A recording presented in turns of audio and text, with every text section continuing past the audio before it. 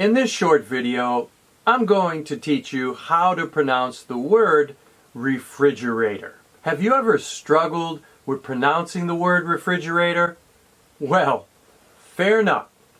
In this video, I'll teach you how to pronounce this word correctly.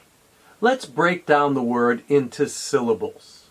We have refrigerator. The primary stress is on the third syllable, Let's repeat it together. Refrigerator. Refrigerator. So, when you say refrigerator, make sure to emphasize the ER sound. Keep in mind that many people, especially in the United States, will say fridge instead of refrigerator. Here's a sentence example for you. I need to buy a new refrigerator because my old one is not working. Thanks so much for watching, and don't forget to like and subscribe to Single Step English for more pronunciation tips. Refrigerator.